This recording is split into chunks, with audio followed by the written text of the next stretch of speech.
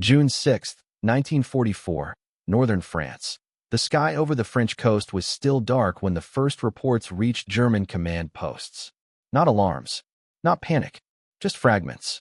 Broken radio transmissions, unclear sightings. Paratroopers reported inland, where none were supposed to be. Naval gunfire echoing farther along the coast than expected. Inside reinforced bunkers overlooking the English Channel, German officers waited for confirmation. The Atlantic Wall was designed to absorb exactly this kind of pressure. Concrete, steel, and mines stretched from Norway to the Bay of Biscay. For years, Berlin had been told it was enough. But the night was moving too fast. By 4 a.m., telephone lines began to fail. Coastal radar stations went silent or flooded with false signals. Reports contradicted one another. Landings here, landings there, then more. The timetable the German high command relied on no longer made sense. Somewhere offshore, unseen in the darkness, hundreds of American ships were already in motion. Landing craft rolled in formation. Naval guns adjusted their bearings. Airborne units were scattered across the Norman countryside, cutting roads before headquarters even knew they existed. The Atlantic Wall was still standing, but it was already being bypassed. And as dawn approached, the realization slowly formed inside German headquarters that this assault was not unfolding as planned. And that time, the one thing the wall was meant to buy, was already slipping away. That moment of disbelief did not begin on the beaches, it began years earlier. Europe, 1940 to 1942. In the summer of 1940, Germany stood at the height of its military confidence. France had collapsed in 6 weeks. The British Army had escaped across the Channel, but only barely. For the first time since the Napoleonic era, the European coastline from the Arctic Circle to the Spanish frontier lay under German control. Yet beneath the triumph, a fear took root. Germany had won the continent, but not the war. Britain remained defiant across the Channel, protected by water, air power, and distance. And behind Britain stood an industrial giant that had not yet entered the fighting but was already shaping its outcome, the United States. The English Channel, once a narrow barrier, became the Reich's most dangerous vulnerability. In October 1940, Adolf Hitler postponed Operation Sea Lion, the planned invasion of Britain. The decision quietly acknowledged a reality German planners did not like to admit. Germany lacked the naval and amphibious strength to cross the Channel under fire. The war would now be decided elsewhere, at least for the moment. But geography does not forget. German strategists understood that if Britain survived, it would one day serve as a launching platform for an Allied return to the continent. That return might take years. But when it came, it would come by sea. By late 1941, the situation worsened. The United States entered the war after Pearl Harbor. What had once been a hypothetical threat became a measurable one. American shipyards began producing vessels at a scale unseen in history. American divisions trained for amphibious warfare. American officers studied failed landings, from Gallipoli to Dieppe, looking for lessons. Germany responded with concrete. In March 1942, Hitler issued Directive No. 40, ordering the construction of a continuous defensive barrier along Europe's western coastline. It would not be a single wall, but a system, bunkers, gun emplacements, obstacles, minefields, and interlocking fire zones. The Atlantic Wall, as propaganda named it, was meant to turn geography into a weapon. German planners believed time was on their side. The wall did not need to be perfect. It only needed to delay an invasion long enough for mobile reserves to counterattack and throw the enemy back into the sea. This assumption became the foundation of German defensive doctrine in the West. What German leadership did not fully grasp, yet, was how profoundly the nature of warfare was changing. Not just in weapons, but in coordination, in logistics, in speed. While Germany poured concrete along the coast, the United States quietly perfected something else, the ability to move entire armies across oceans and land them under fire. The Atlantic Wall was rising, but so was an Allied capability designed to break it. And that imbalance would soon define everything that followed. On paper, the Atlantic Wall looked formidable. Thousands of concrete bunkers dotted the coastline. Heavy guns were embedded in steel-reinforced casemates. Beaches were seeded with mines, stakes, and obstacles designed to rip apart landing craft. From Berlin, it appeared systematic, impenetrable. Final. The reality on the ground was less certain. Construction moved slowly and unevenly. Materials were scarce. Skilled labor was limited. Much of the work relied on forced laborers who had little incentive to build carefully or quickly. Coastal sectors varied wildly in strength, some heavily fortified, others thinly defended. The wall existed, but not as a uniform barrier. German command disagreements deepened the problem. In late 1943, Field Marshal Erwin Rommel was placed in charge of inspecting and improving the Atlantic Wall. Rommel had learned harsh lessons in North Africa. He understood Allied air superiority and the difficulty of moving reserves once battle began. His conclusion was blunt: the invasion had to be stopped at the beaches. If the Allies broke through, Germany would not be able to push them back. Rommel ordered defenses moved forward: mines, obstacles, beach traps. He wanted every landing craft destroyed before soldiers could disembark. Others disagreed. Senior commanders, including General Gerd von Rundstedt, believed in a mobile defense. Let the Allies land, then counterattack with armored divisions held inland. The debate was never fully resolved. Authority remained divided. Decisions were delayed. Meanwhile, Allied preparation accelerated. Across Britain, American forces arrived in growing numbers. By early 1944, more than 1 million U.S. troops were stationed in the British Isles. They trained relentlessly: beach assaults, river crossings, night landings. New landing craft were tested and refined. Specialized armor was developed. Naval gunfire procedures were rehearsed repeatedly. Air power reshaped the battlefield before the invasion even began. American and British bombers targeted rail lines, bridges, and road networks across France. The goal was not destruction alone, it was isolation. When the invasion came, German reinforcements would struggle to move. Deception became an operation of its own. False radio traffic, dummy armies, and controlled intelligence leaks convinced German planners that the main landing would come at Pas-de-Calais, not Normandy. Even as June approached, German leadership remained divided on where and when the blow would fall. By early June 1944, the Atlantic Wall was manned by a mix of experienced troops and static divisions with limited mobility. Some units were well-trained. Others were understrength or composed of older soldiers and foreign conscripts. The wall stood ready. German confidence, though cautious, remained intact, but unseen beyond the horizon. The largest amphibious force ever assembled was already underway, moving with a precision and scale the wall had never been designed to confront. And when it arrived, it would test not just concrete and steel, but the assumptions behind them. For the German high command, the Atlantic Wall was as much psychological as physical. It reassured leadership that time could be controlled, that an invasion could be slowed, contained, and reversed. Planning documents assumed delays measured in days. In some sectors, weeks. This belief shaped everything. Reserve divisions were held inland. Armored units required direct authorization from Berlin to move. The system depended on calm decision-making under pressure, something modern warfare rarely allowed. What German leadership underestimated was how quickly that pressure would arrive and how disorienting it would be. American dominance did not rest on a single weapon. It rested on systems working together. Landing craft capable of delivering men, vehicles, and supplies in continuous waves. Naval guns coordinated with airstrikes. Bombers isolating the battlefield before the first soldier landed. Radar, radio coordination, and air superiority allowed American forces to operate at night and in poor weather, conditions German planners believed would prevent an invasion. Instead, those conditions were used as cover. The Atlantic Wall was built to stop ships. It was not built to stop synchronization. Behind every American assault unit stood an invisible force: logistics. Supply chains stretched from U.S. factories to British ports, then across the channel. Fuel, ammunition, medical supplies, replacement vehicles. Everything was planned in advance, down to the ton. German intelligence knew the Americans had resources. They did not fully grasp how methodically those resources could be delivered under fire.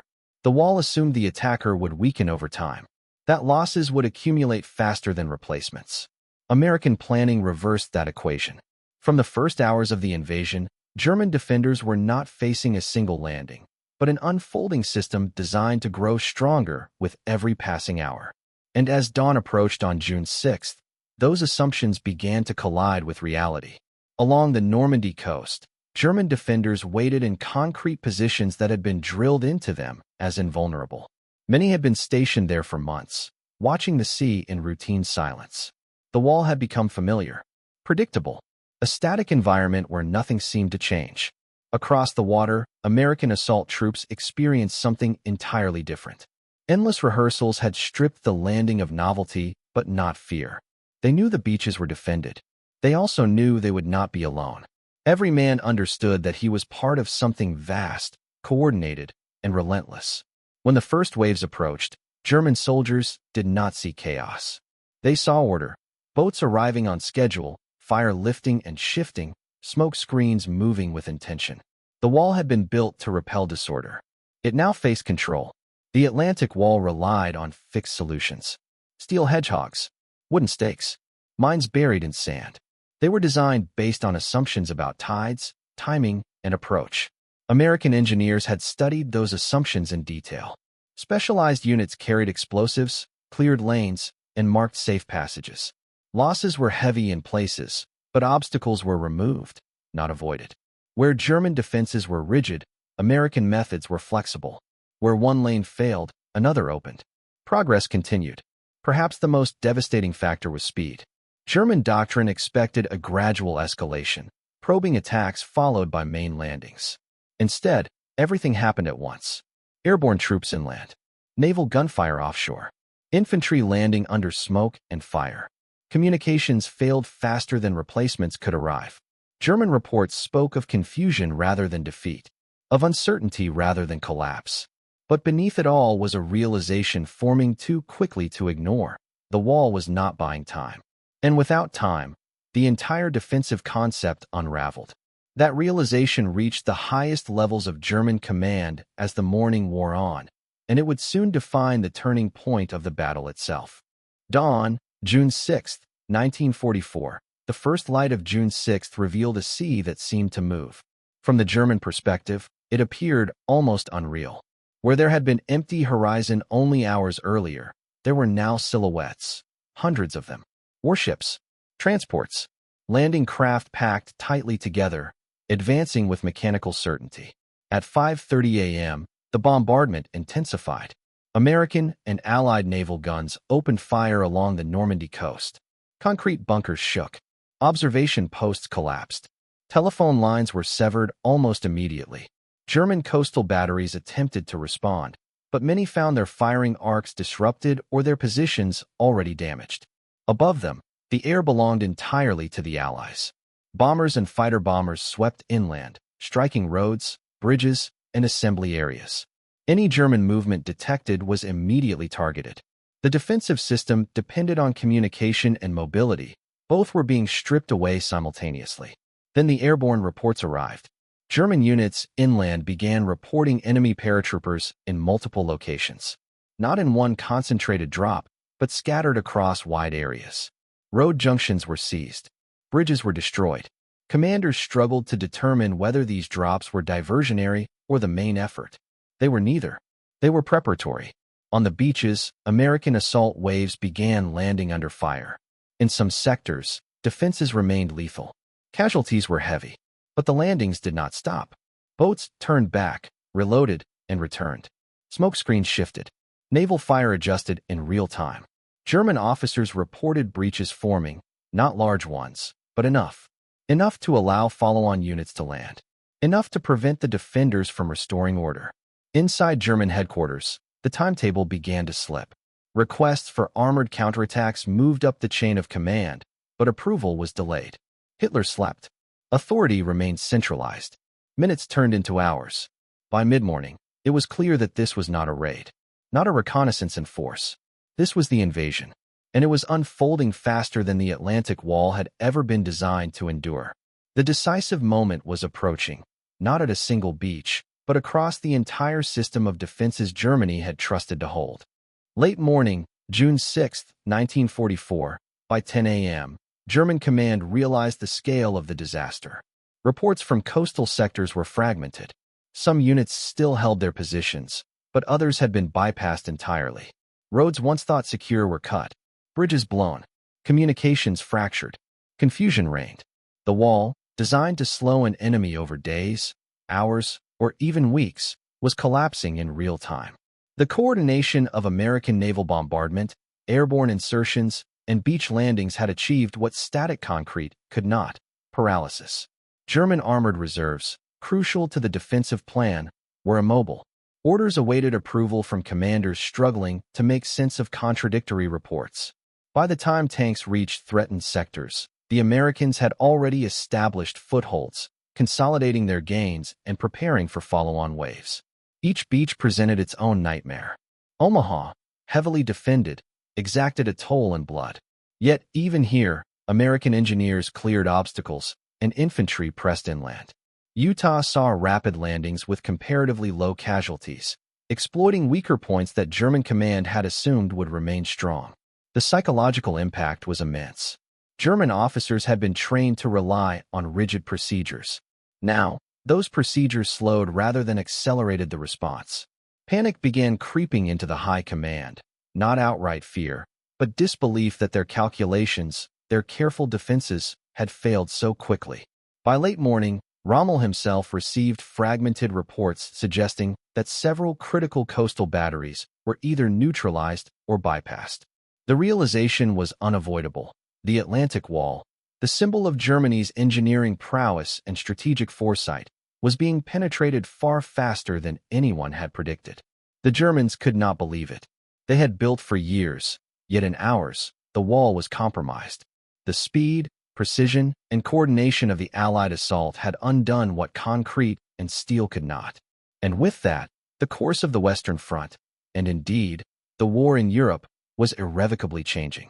The battle had reached its tipping point. From the beaches to the command bunkers, from the sea to the sky, one truth became unavoidable. German strategy had failed, and the Americans were already moving beyond the wall, shaping the liberation of a continent. Immediate consequences: July 1944. The hours after the initial landings confirmed what German commanders had already begun to fear. The Atlantic Wall, despite years of preparation, had not stopped the Allies. By nightfall on June 6, the Allies had secured several beachheads along the Normandy coast. Each one, though tenuous, provided a foothold from which reinforcements, supplies, and heavy equipment could be poured ashore. German losses were uneven. Some units had been decimated, others merely delayed. Entire coastal batteries had been silenced or bypassed. Troop morale wavered as reports arrived of towns behind the wall being occupied, roads cut, and bridges destroyed. Commanders scrambled to coordinate counterattacks, but the speed of the American and British landings outpaced both communication and response. For the Allies, the successful breach of the wall was only the beginning. Engineers cleared obstacles while medics and supply units pushed forward.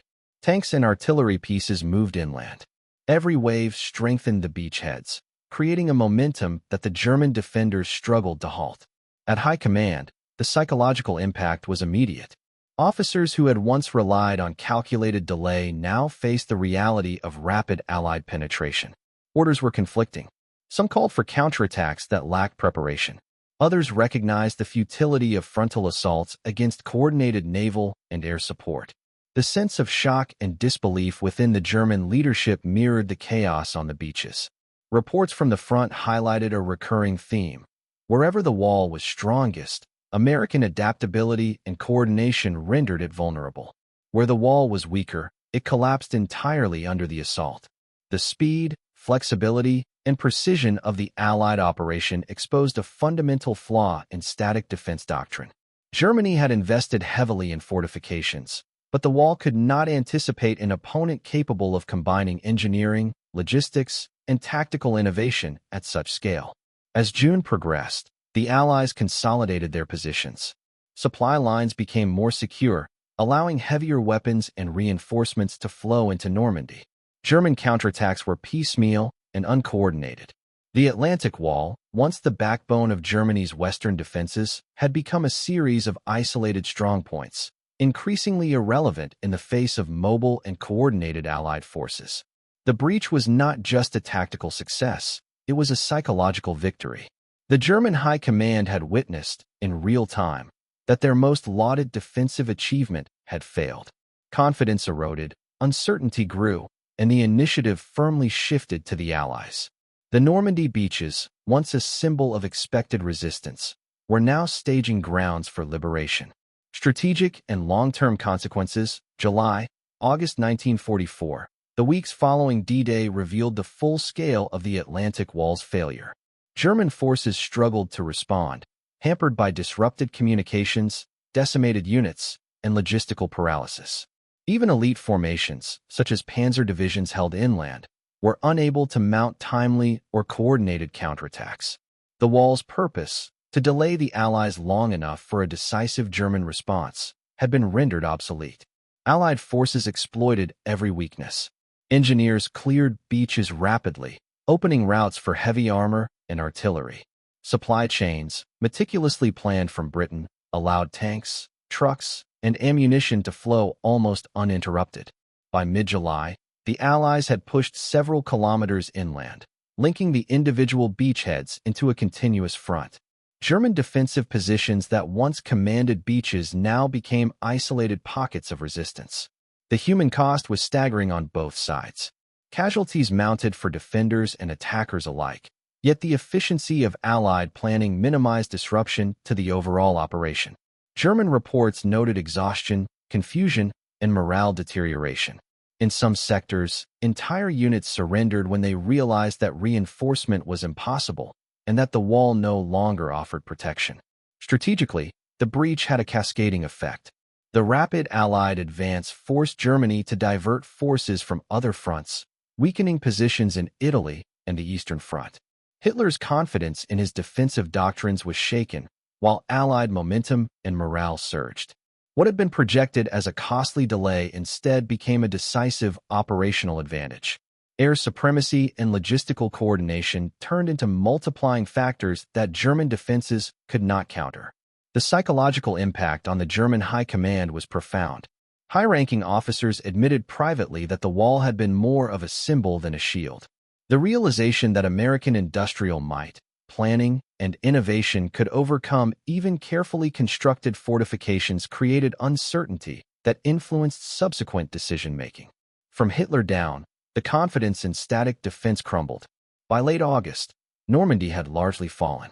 The Atlantic Wall, conceived as a deterrent and symbol of invincibility, had been bypassed, breached, and neutralized within weeks.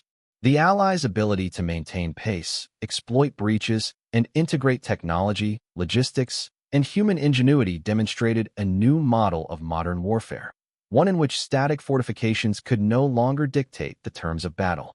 The speed of the American advance, combined with the wall's rapid collapse, left Germany with little choice but to retreat further inland. The West was open, and the Allied initiative was irreversible. The Atlantic Wall had been, in many ways, a monument to human effort and ambition. Concrete poured over years, steel reinforcements welded into place, countless hours of labor and planning. Yet it failed not because of a lack of courage, skill, or intent, but because the nature of war had changed. Speed, coordination, adaptability, and industrial scale had outmatched static strength. The breach of the wall revealed a critical lesson. Fortifications alone cannot win battles if they are rigid and inflexible. Modern warfare demanded integration of technology, logistics, and human ingenuity. The Americans demonstrated that even the most formidable physical barriers could be overcome when planning, execution, and resourcefulness worked in unison. For the German high command, disbelief transformed into a harsh recognition of reality. Years of preparation had been undone within hours. Yet the failure also underscored the psychological dimension of war. Shock, confusion, and rapid adaptation could be as decisive as guns or tanks. The wall's collapse was not only a military defeat, but a revelation of how thinking and adaptability defined outcomes in the 20th century. In retrospect, the Normandy landings and the breach of the Atlantic Wall were a turning point not just in the European theater, but in the evolution of warfare itself. Concrete could not anticipate innovation. Steel could not resist coordination. Time, the one thing the wall was designed to buy, proved fleeting against human ingenuity. The beaches of Normandy stand today as a testament, not to the permanence of stone, but to the impermanence of assumptions. And in the silence of those coastal sands, one lesson endures. In war, as in history, disbelief can quickly become inevitability.